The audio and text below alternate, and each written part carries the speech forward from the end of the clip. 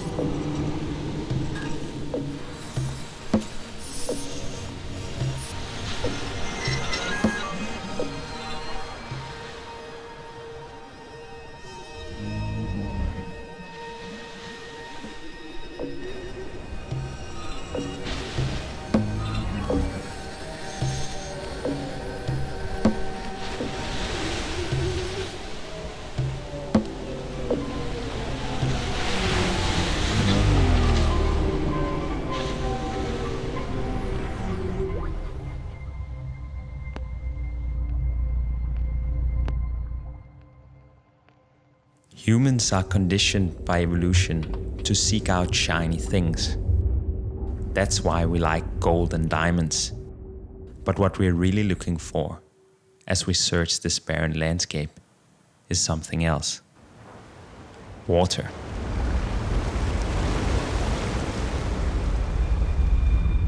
When you come here, you feel like you're only 2 hours from Cape Town, but you're just suddenly in another universe. There's just joy, you know, and wildness. Viscous.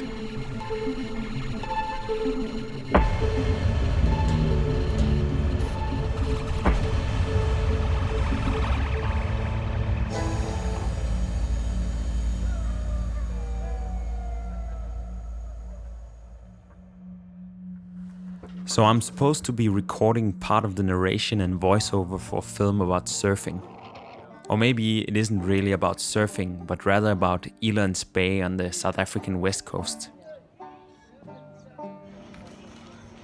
Or maybe it's really about art, sculpture and creativity and friendship. Or maybe it's about belonging. Either way, I'm an unlikely candidate for this. I'm not a surfer. I know very little about the west coast. And by no means do I belong here. But this, the director seems to think, is a good vantage point.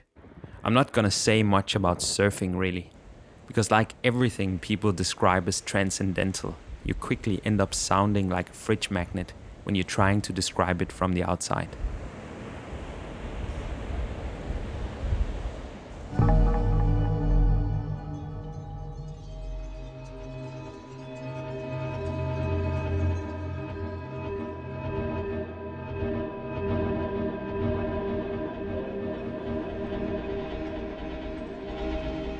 If I go surfing, the salt of the sea and the energy washes me clean, you know? Like, take all your issues out there and leave without them, you know, stoked and broke again. Broth and stoked gonna keep you broke. Until the day I die.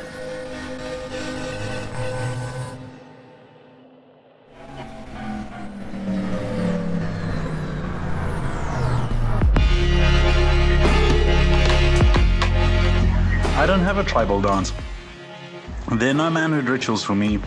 Sitting around this fire with my friends, drinking, making music, surfing these West Coast waves, this is my culture.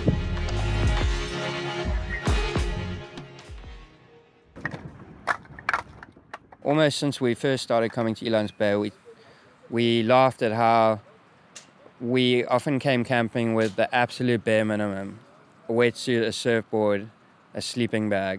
So we have had some pretty extreme trips here, and we've never been very organized. It can be quite a harsh environment in this campsite, and we've laughed at the idea of staying here for as long as we can. And then we set up the concept of 10 days and 10 nights, where you try camp, you kind of spend 10 days and 10 nights out here without overly fancy camping equipment, which none of us really have.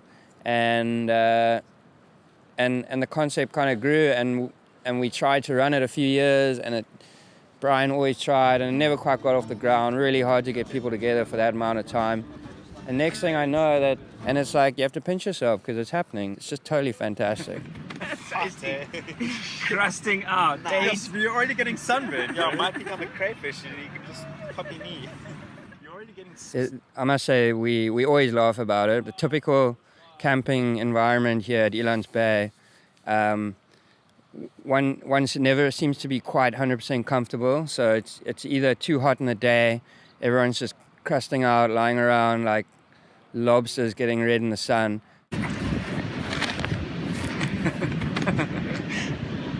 Fuck, it's tiring, eh?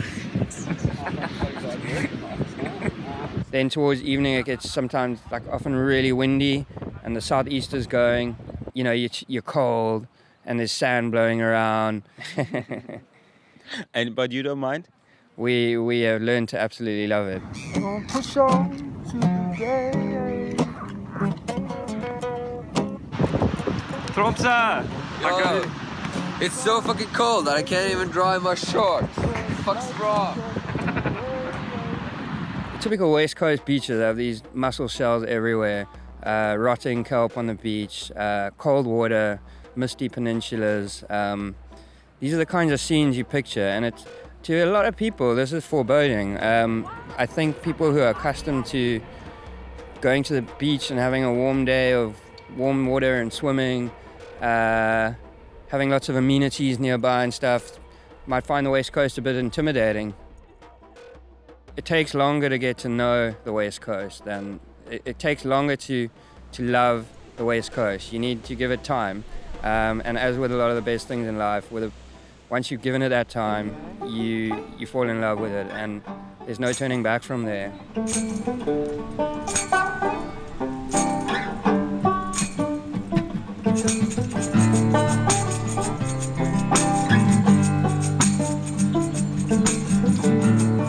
This is going to sound quite strange, but when I was younger, I used to put a lot of soap in the bath, and then I used to slide, and you can fling yourself around the bath, and it's kind of the same thing, like a bit of a loss of control in a safe space. Although I suppose some people don't think of it as a very safe place, but once you've grown up around it, you almost understand it, and you can have fun with it.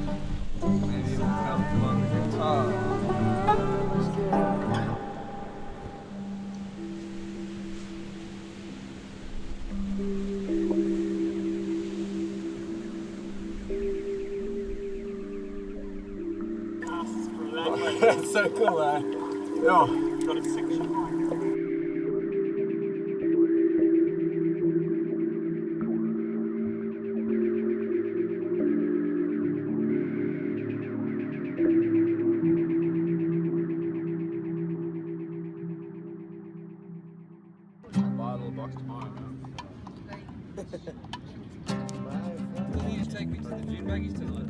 Yeah, anytime, man. We can go now, bro. You told me earlier that June Buggy They're out. started at like 9:30. They're out, bro. They're out, dude. Happy man, bro. What up? Come check this shit out, bro.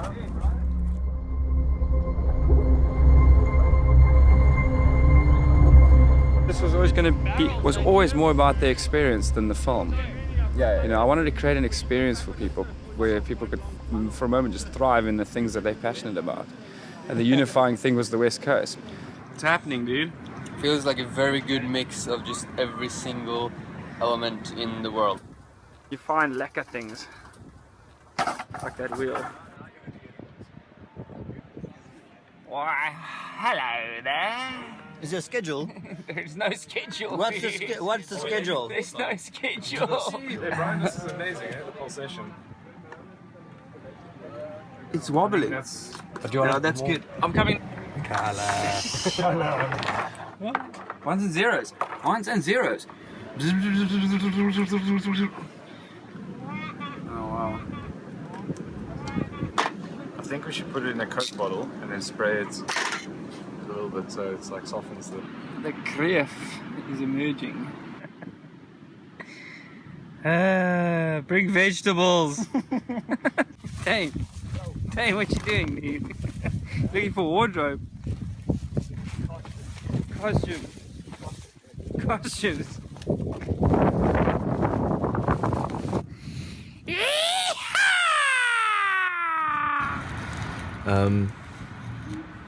Yeah, I'm one of the few people that hasn't been to the West Coast, but more than anything, what's drawn me here has been that this is the way that I would like to live and be. And for the last year, I've been trying to figure out how to do that, working towards living the way that we have been here, a little bit more civilized in order to cope. Which maybe isn't even a real, I mean, that might be a conditioning statement. So, and what that place is a place of love, patience, and admiration of creation that's floating around between bunch of incredibly talented people that have allowed themselves to be, at least to a certain extent. And then the result of that is what is probably being watched while you're hearing this. So, yeah, Bugs, explain it again. Yeah, so we're just getting a bit of the aqua guitar to operate. The aquatar to operate, yeah. We just got to, idea is just to glue that in so we get a bit of sound, and then you can also hear a bit, and then just got to do the edges, and then that's pretty sweet. It's fixed the guitar, yeah. It fixed. Doesn't look that professional when you look at it now, but you see afterwards.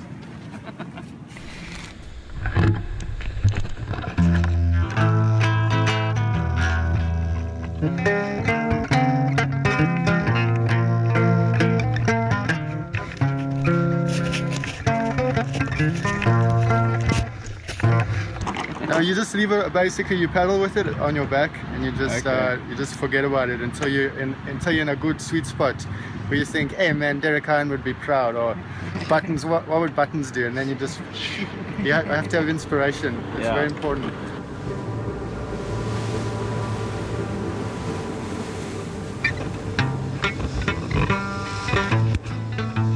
So Earlance is just perfect as well. It's a long left. I can go bang out a few tunes every afternoon. The one from the Wolves that's stuck in my head, I'm going to go play, do some guitar throws on the point this afternoon. That's where we practice our music, in the ocean. I've been working on an album over the last 4 years in Indonesia, like trying to surf with my guitar. We're trying to send out like frequencies of record music inside of a wave, and I'm doing a whole bunch of stuff to just, send people the purest vibration.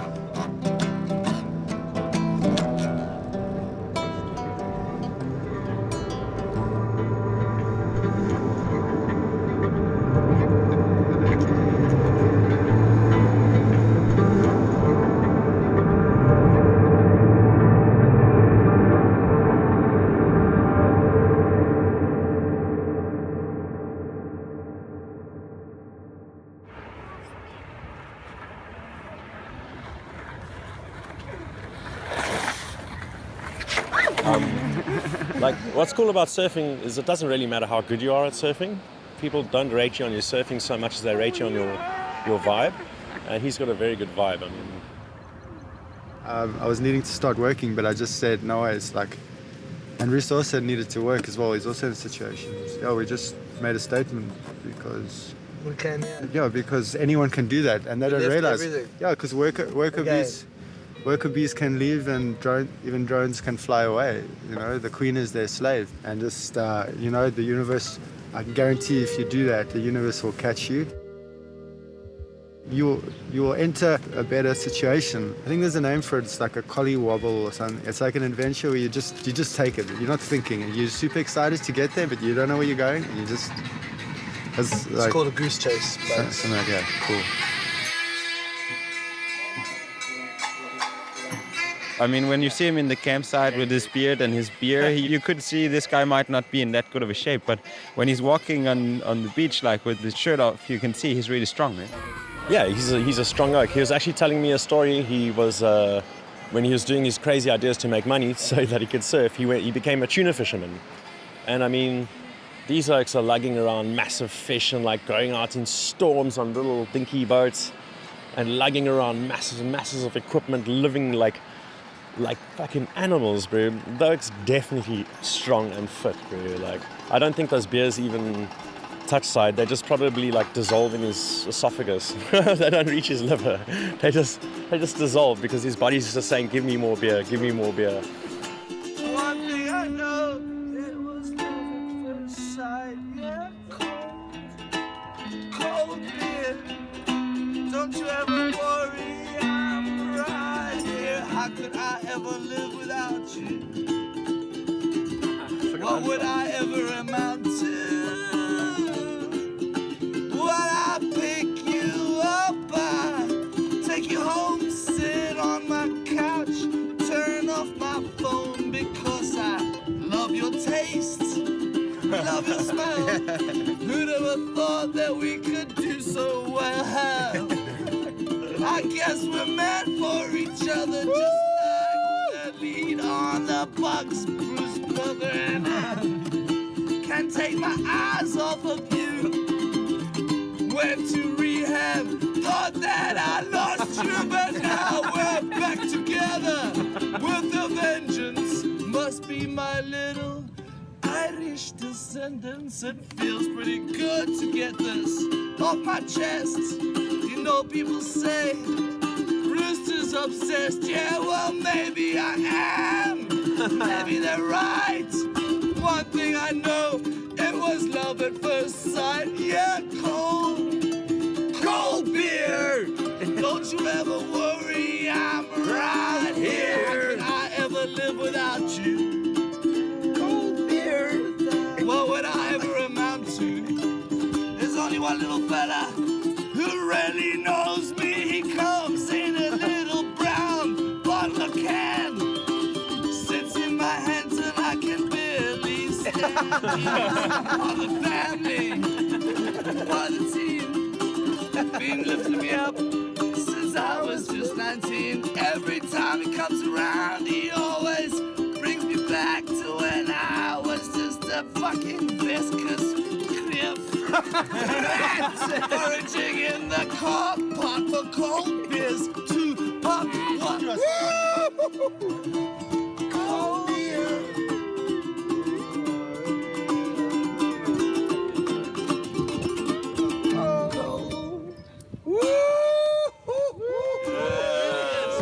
It's the tonic of the viscous. Sick dog, bro. Viscous tonic. Cold beer. That is an anthem, that song. That's an anthem.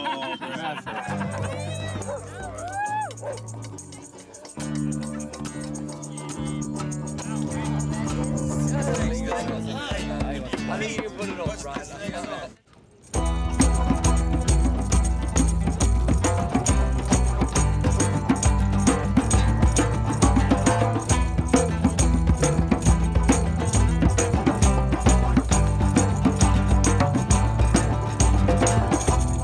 Mountains, I find myself alive again.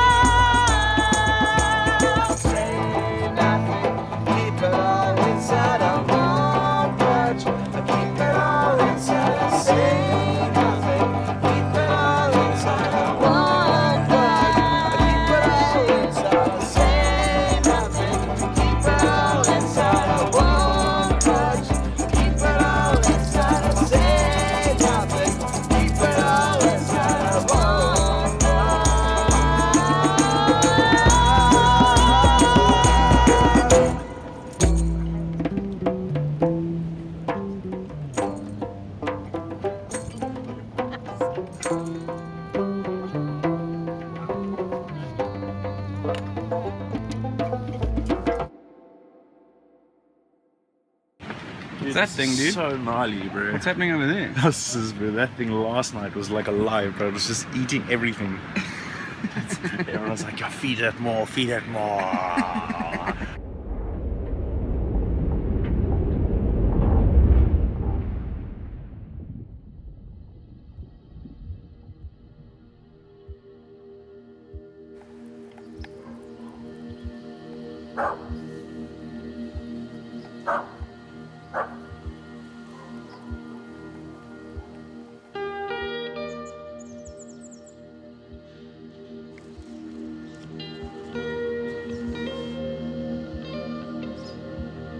I once asked a writer if it's possible to write a simple love story in South Africa.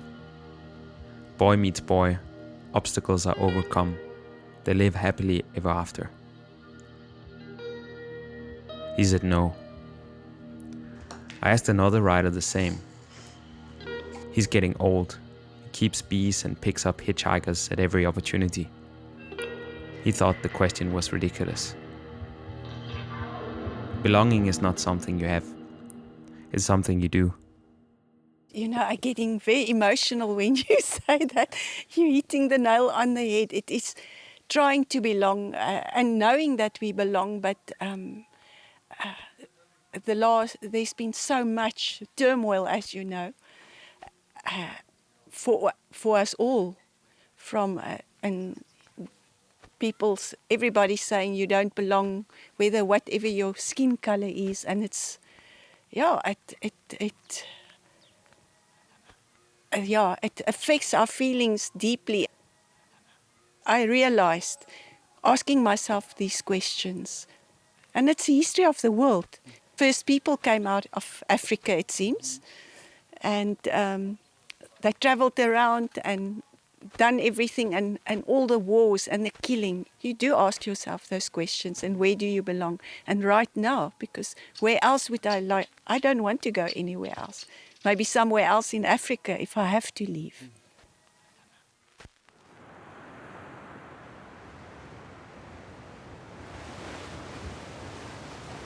In my doctor's waiting room, I heard a man through the door. I'm okay, he said, but I'm tired. I work too much, but I'm okay. You just break away and then you can contemplate things. And so in that way it can heal your time, which is a big thing. It's just to start growing your roots in different direction. I mean, and it's a long-term healing, which also happens with surfing, you know, where you just actually realize what's important. And you draw back, and people will think that we're lazy, but it's because we're selective on what we do.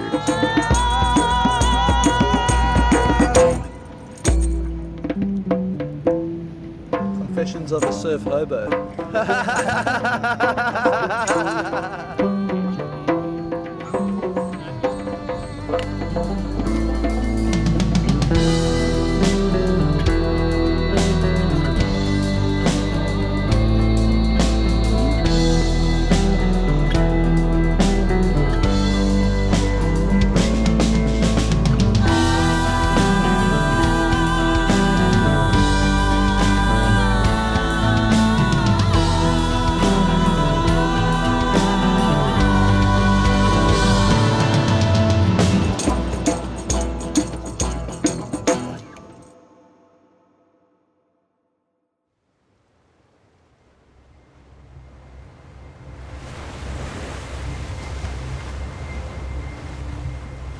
I've been surfing my whole life, and I couldn't surf when I wanted to surf as a result of alcohol. So, you know, I'd start drinking, I wouldn't be able to stop, I wouldn't be a messy drinker, but I wouldn't be able to wake up in the morning and go for a Dawny, or like waves like today, I would never even look at them. So now I'm free from that, so that's why I don't drink anymore, because when I drink I can't surf. Surfing is, weirdly enough, the thing that they were frightened of actually turned out to be the thing that probably kept me straight. Yeah. Straighter than I would have been, put it that way, you know, like kept pulling me back towards my true self, which is to be clean and just riding with other rhythms, you know. I feel safer in the sea than on land, because when I'm in the sea, it's the only time I'm at peace internally, and it's the only time where life makes sense and I'm in the moment and I'm connected. Like, every single wave that comes through is a fucking miracle, man. There's so many elements coming together, the right sandbars, everything. It's so beautifully orchestrated. It's such a gift. So surfing for me is actually my everything here. I'm still an addict at heart. It's my nature. And the ocean is where I get my everything from. Love it.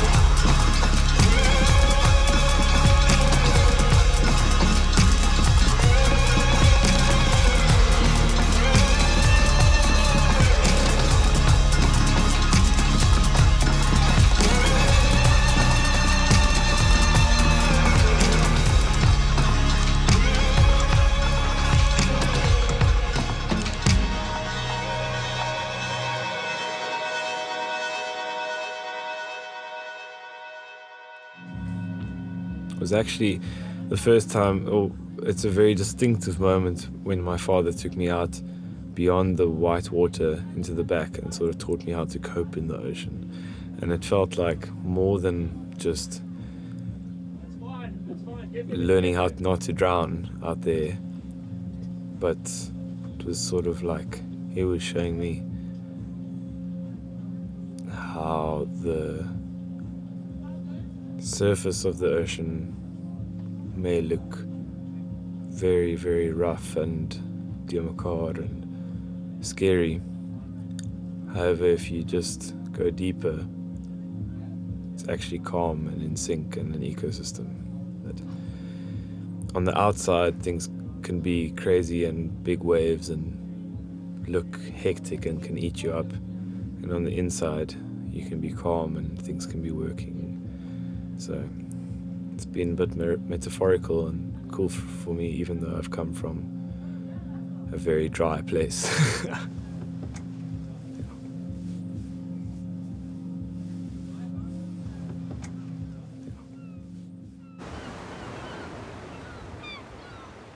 There's a woman here who wades into the shallow rock pools looking for edible plants, seaweeds and mussels. Her face is freckled and her eyes are bright.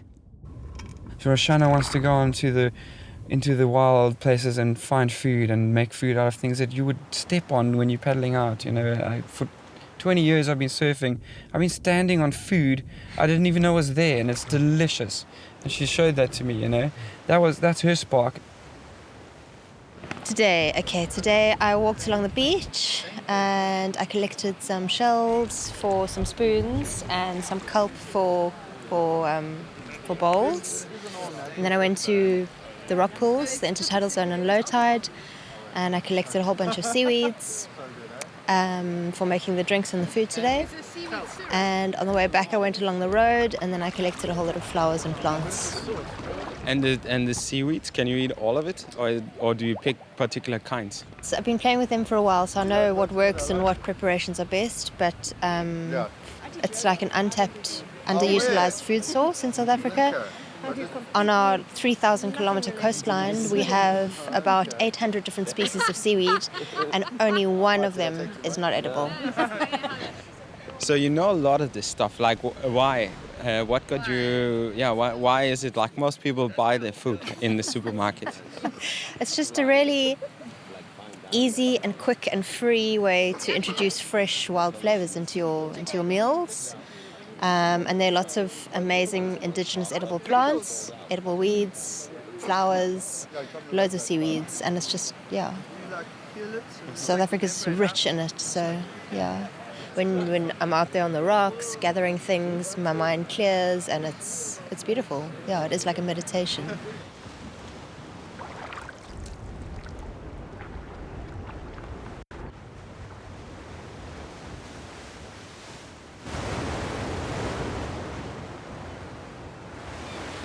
And so today you've cooked an incredible meal. Like, it's all this stuff here. I have never seen anything like this meal. What is it? I made little spring rolls with rice paper, and they had edible flowers in it, and they had some wild spinach and some plants from the dunes that you can eat. Just like really local, hyper-local, really seasonal edible plants. Hyper-local, where did you get it? Like, I walked around the campsite, and on the rocks on the beach. It's a gin-infused cocktail with ginger, mint, cardamom seeds, and I've made a seaweed syrup with ginger and a little bit of triple sec and ginger beer. And as you pour it in, it looks like the waves with the froth. It does. It's amazing, this whole like feral family. And I love Elands Bay. Roshana Gray. Roshana Gray. Okay, good. I can't stop eating this stuff, it's so good.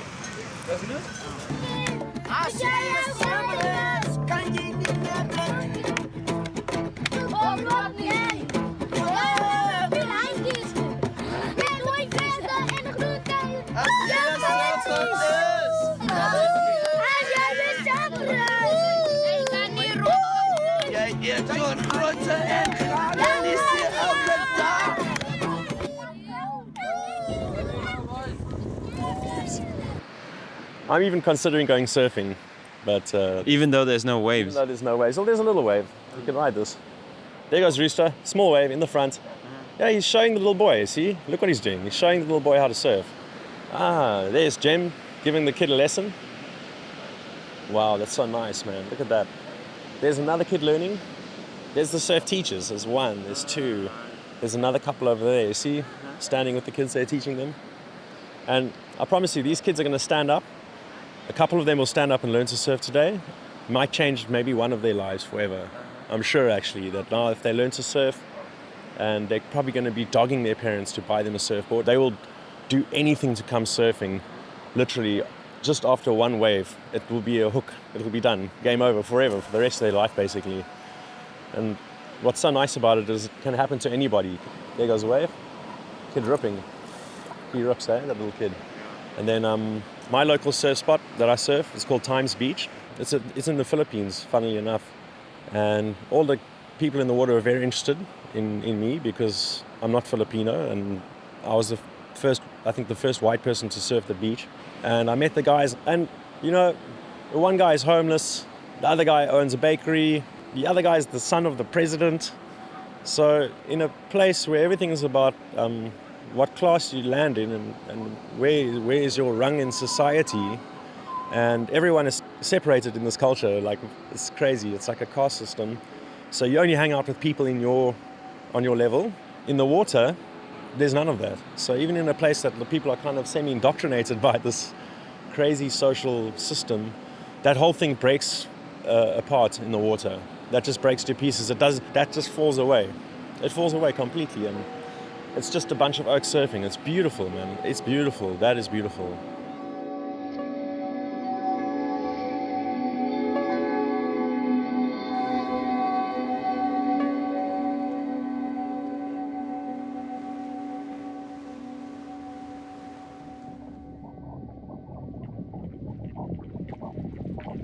There's something for me that I love about surfing is this amazing thing that even in Cape Town, for example, within a few minutes you can literally walk into the food chain, basically, like into an ecosystem where you are immediately placed where you should be naturally. You've got no more power, you know, you've got no more guns, no more nothing. And I love that, you know, and some people, especially here on the West Coast and around Cape Town where we surf, you speak to foreigners especially, they're like, you're mad. Well, it's like going for a walk in the Kruger Park, you know, with nothing in your hand.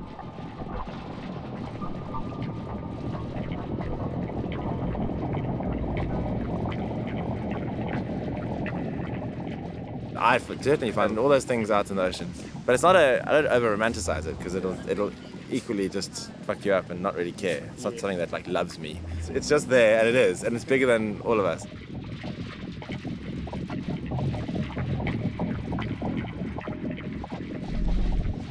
Everything seems to be dying and growing at the same time.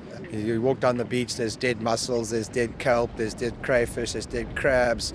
But at the same time, you go into the rock pools and there's tons of little things cruising out, like little fishes and little crabs that are like the start of its life. And you can't really see that all in one space, really. I mean, if you go to the Kruger, you don't really get to see 50 animals right next to one another, completely integrated. Like there's like a lot of death near the ocean. It's quite strange.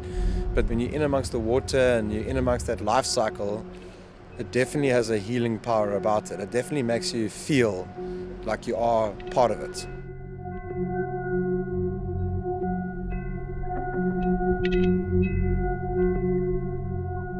It's like nice. It's like a kind of, it's a good fear, yeah. It's like a respectful fear. It's funny because if anyone goes in the water, then it like exposes you for the human being you are, you know. You go in the water, that's it, bro. There's nothing else that can help you out there, you know. It's just you, bro. That's it.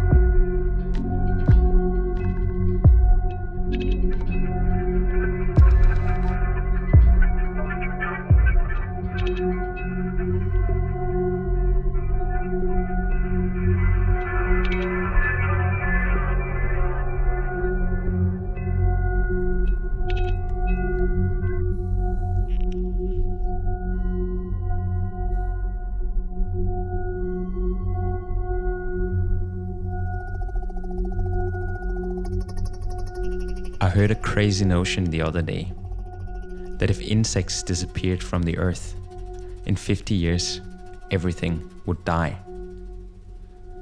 But if humans disappeared, all other life would flourish. With all our technology, we're still less relevant than insects. We could just be a phase.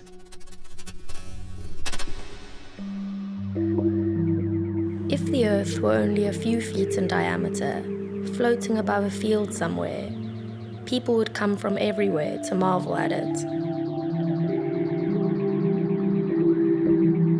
The people would marvel at all the creatures walking around the surface of the ball and at all the creatures in the water. People would declare it as sacred because it was the only one, and they would protect it so that it wouldn't be hurt. The boar would be the greatest wonder ever known.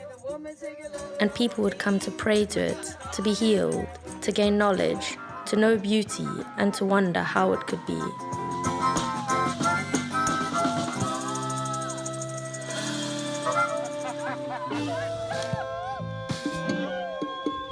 This is where all the whales live, in this space.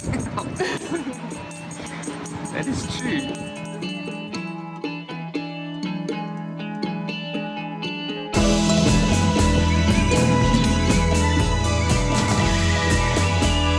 And just like, what does it mean? You know, it's just like a festival of Mad Hatters just sending out a vibration, and you're going to see the aftermath of that.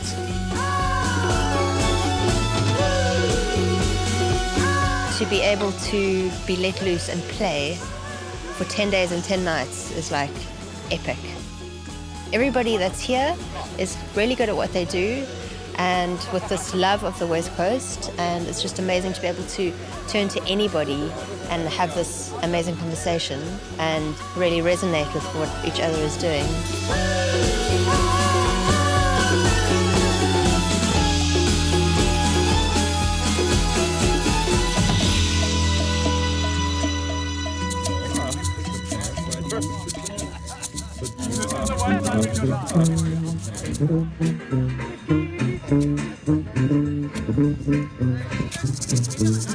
You just want to allow to the cliff. Do you think it'll work? Impromptu recording studio. Campsite. Concentrate, guys.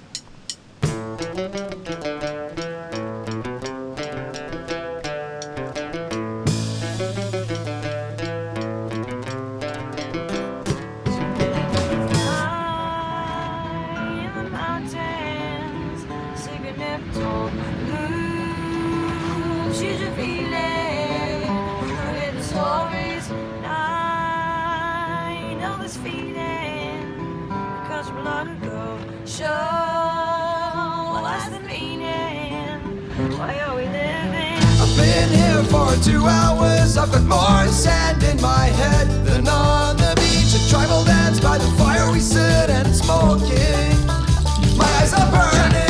3 days in and the sun burns red. I find cold beers underneath the neighbor's car. A dust bowl next to icy surf. Are you ready to catch the healing?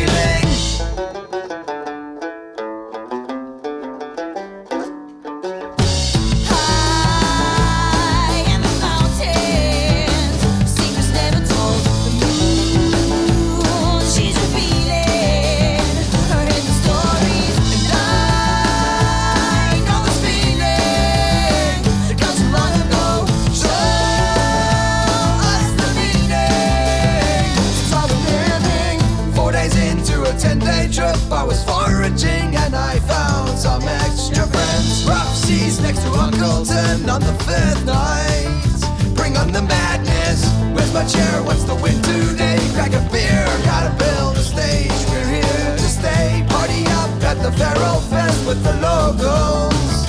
It's never ending.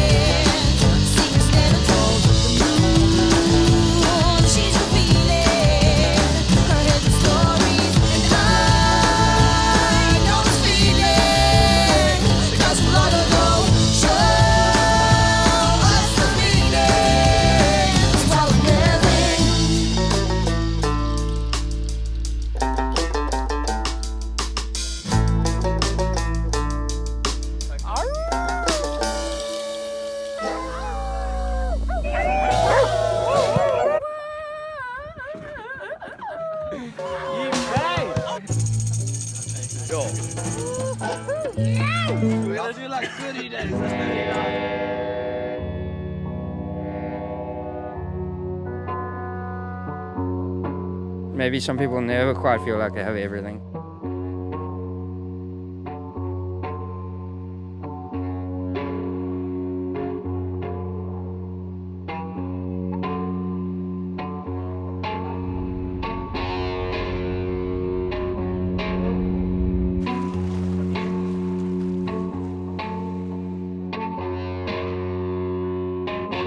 Sometimes when you meet someone, you know you're going to be friends.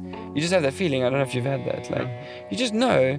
And now it's just a matter of finding the right stories to make that connection real, you know? And like, that's how it's such a beautiful thing. Like, storytelling is the most basic human thing. Like, other than having a dog, what we all look for is we just want to connect.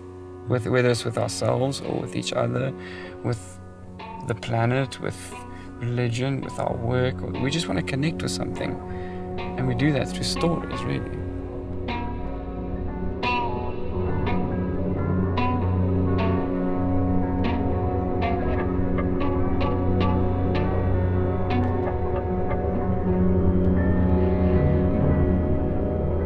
We installed Barry's sculptures, and I had the overwhelming feeling that we were filming my own funeral.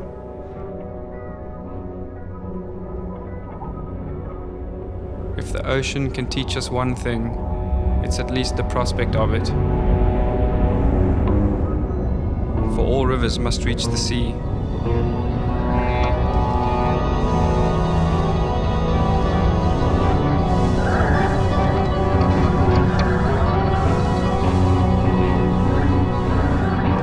What do you save when your house is on fire? I imagine my own ritual in death. I see myself lying there, and I'm sick of being afraid.